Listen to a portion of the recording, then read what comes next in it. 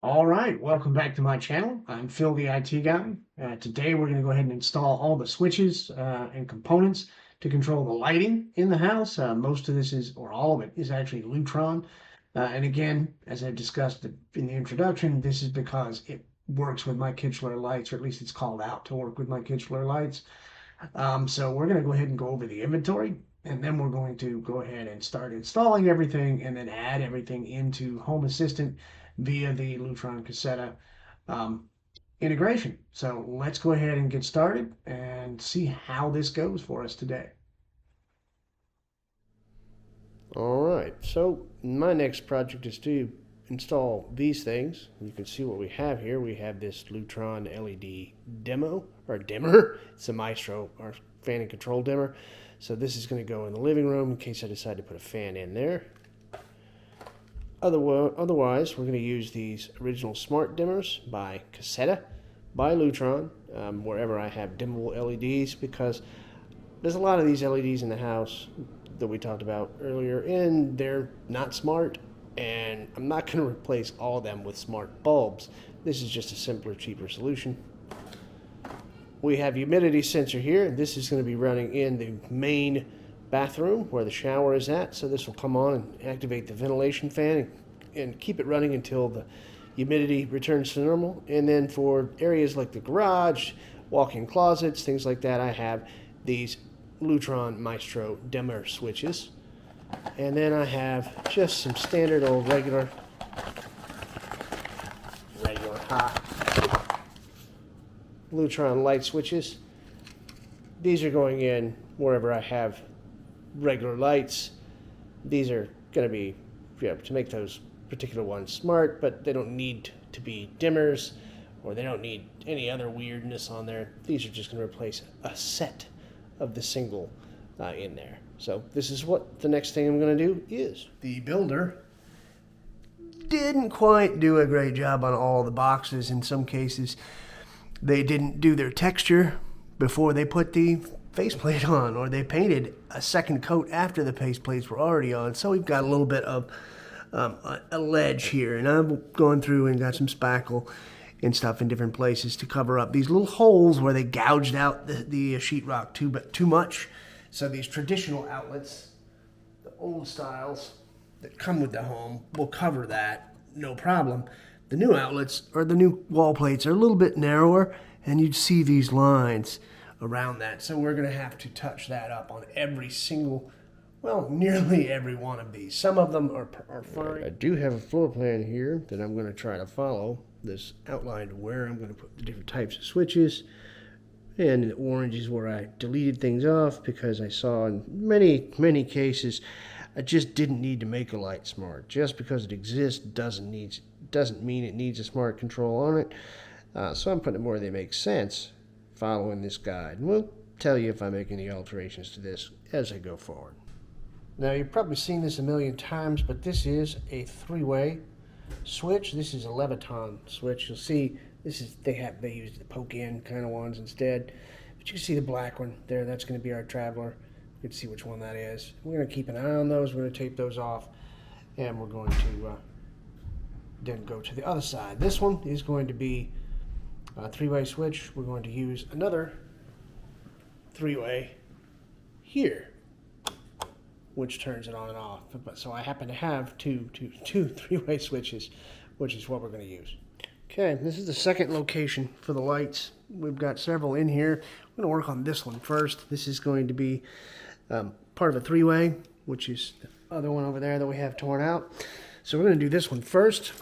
We're going to go ahead and tag off these wires and get started. What I want to do is identify the traveler, which is going to be this one on the odd color right here.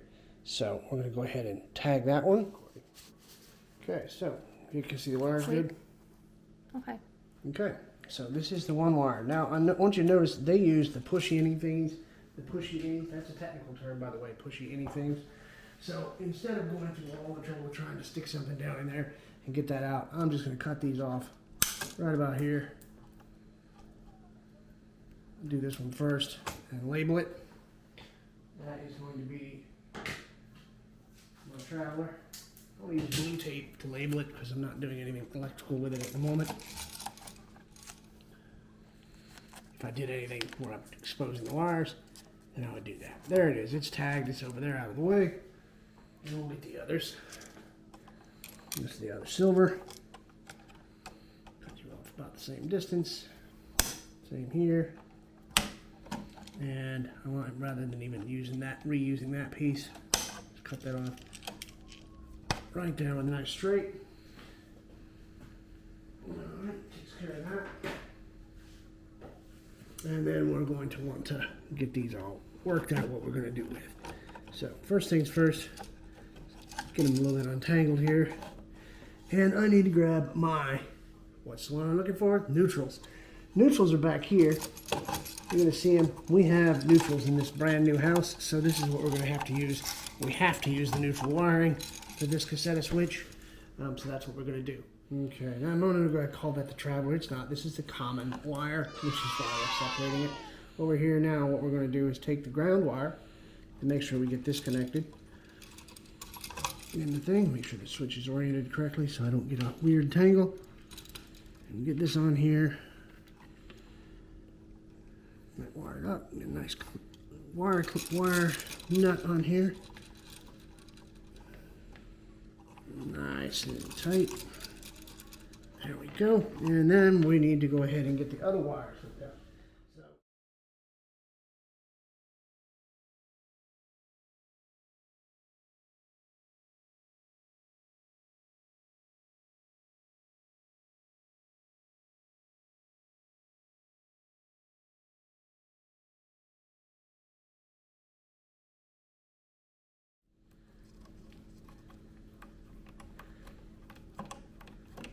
Black and red, and now we have this happy one right here.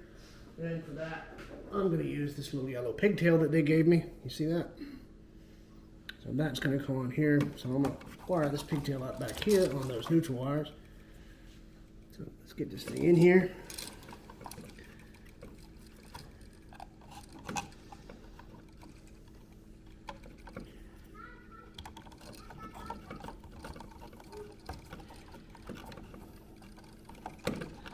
Tie it into that bunch real good.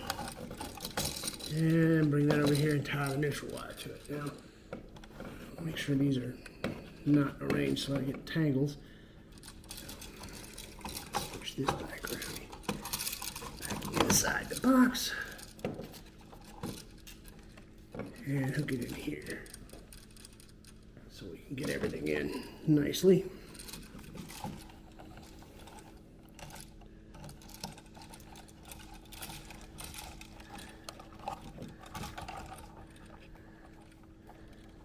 Alright, so that's one side done.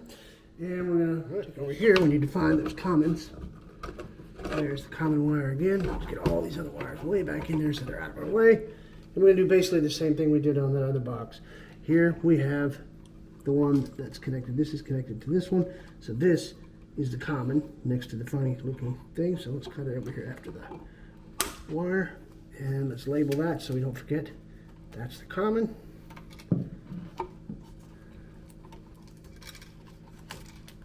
Alright, there's our common. Get that out of the way, up there. And then we're going to cut this one over here, right again after this turn. And cut this one in the same spot. And we'll just cut this one here. About the same. So we have this out of the way, and we'll grab a new one to get started on it. Okay, we'll go ahead and get these stripped.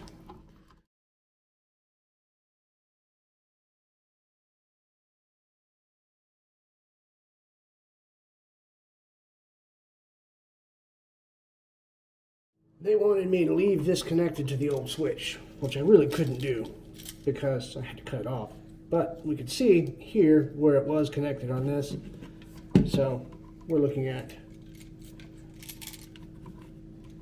new switch over here. So we're gonna have to make some guesses. All right, give me a minute to sort this out. Okay, lesson learned, folks. I actually can't do what I'm trying to do here. This is never going to work. I cannot use two of these in a three-way configuration. I have to use an existing switch or a Pico remote. So I have to now wire this old switch back up, maybe, or cap these off, connect the travelers, and use a Pico remote instead. Initially, I think I was going to use a Pico remote to begin with, so I may do that. Take a couple of minutes for me to figure out whether I want to use the Pico or the old switch.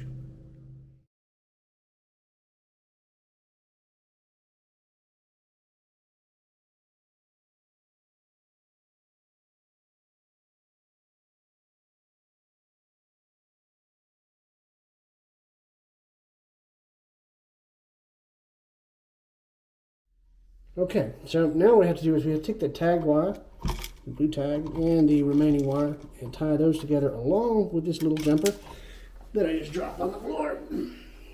But I'm going to go ahead and get that jumper tied in over here first.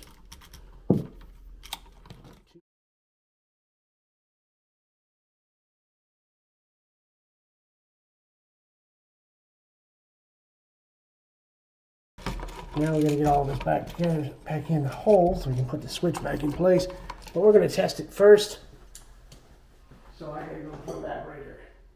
Okay, so this is now in place. I've turned the power back on, and let's see what goes on. Well, by the way, on the other side, when I read the instructions, somehow I thought it said connect the red to the tag wire on the other side. It said the red wire, or excuse me, the black wire should be connected to the tags. The first time I did this, it didn't work. I had to reverse those wires. And now we have lights. Good to go. Let's move on to the next one. Okay, well, we get it back in, put together. Power's still out, by the way. Now what we're going to do is we're going to hook this panel up. The cool thing about this panel is it lets me adjust the depth of this after I put the faceplate on, so I can make sure the faceplate I put on is actually where I want everything to be at. So let's just loosen that just a little bit. Tighten it back down after we get it on. And these are the Lutron Claro plates. Make that in there straight. Starts. Then I just tighten that down until it's completely on the switch. Same thing over here. Make sure we're on that even. Goes in. Nice and good. So it's attached firmly and deeply to that. And now we just need to make sure that the thing's in the right depth.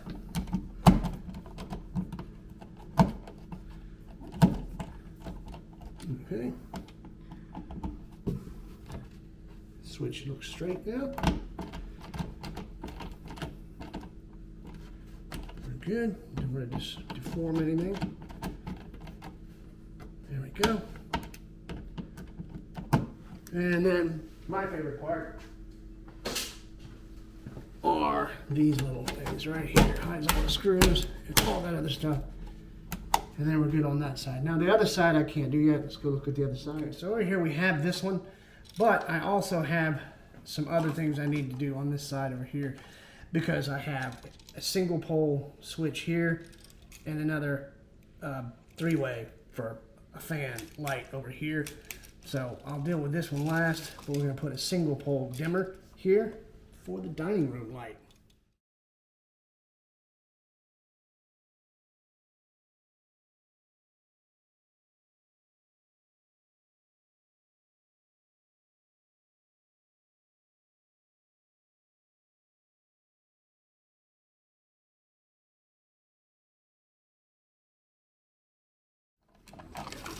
So that one's ready, and let's go check the breaker.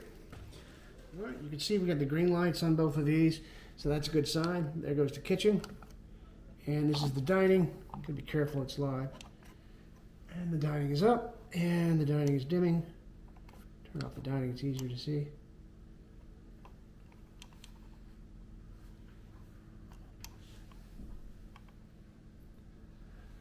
Perfect. All right, so that's done. Both of these are in shape. Now I just have to figure out what to do with this one. So what we have here is a motion sensor switch. That's the right way up. And this is going to install in our half bath, our guest bathroom downstairs, just to turn on the light when people come in. No big gimmick, but keeps the kids from forgetting to turn the darn thing off. This is going to be hooking to the ground because we have a neutral wire, and this is going to go to the neutral. Doesn't matter where these go, really. So we're going to go ahead and go into the half bath and get this gun underway. All right, let's go ahead and get this bad boy done.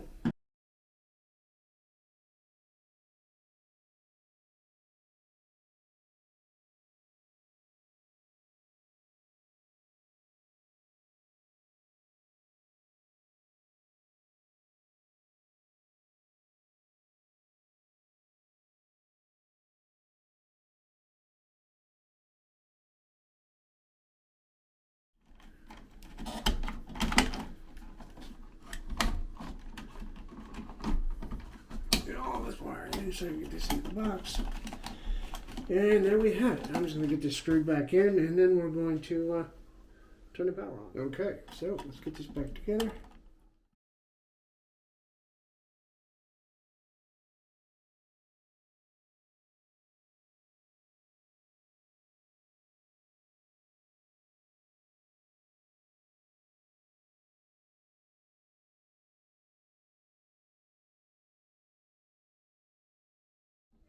All right, and then we would put, ouch, once I have it tightened down and up against the wall, I would then put this plate on it. But you can see over here, I've got this little annoying gap that I'm gonna have to fix first.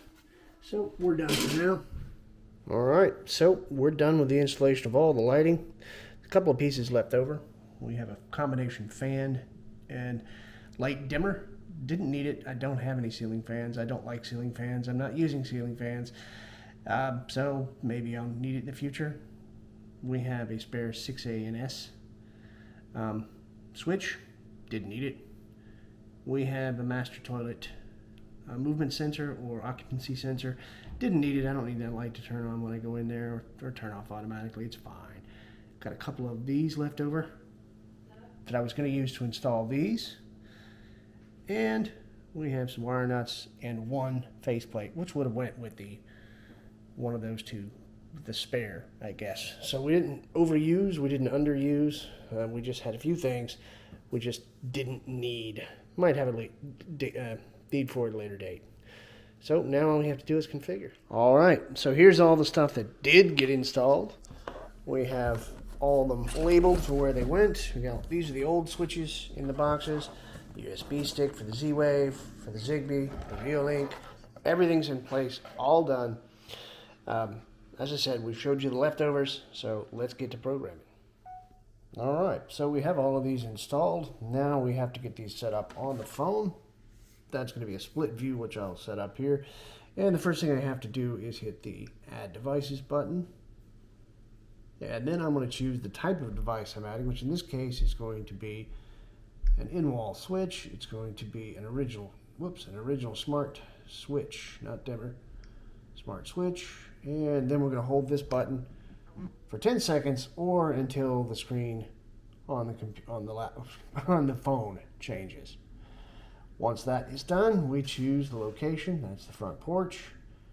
Hit the next button, and this is an overhead light. Next, and that's going to be added in to the system. And while that's adding, we walk on over to the next light. So over here, we have a dimmer and a smart switch. So we're going to add an in-wall dimmer. This is the original smart dimmer.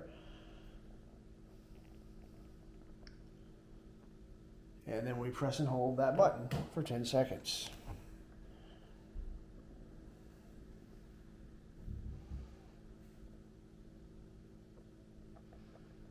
All right, now it's showing on the screen. We're going to go ahead and choose this. This is going to be in the dining room. And next, and that is a ceiling light. Main, next. And that one's adding. And then it's going to ask me to add another device in just a moment, which is actually the dining room light, which I didn't put on a dimmer. Add another device. Original smart switch. And then I hold down that button again until we see that screen change. And then we select the correct option, which in this case, again, is dining room. We'll rename these lights later to make more sense. And this is going to be ceiling lights, main, next. I'm actually going to change that to kitchen later. Next, add the device, and then on to the next. Original smart dimmer. And we hold that to get this thing programmed.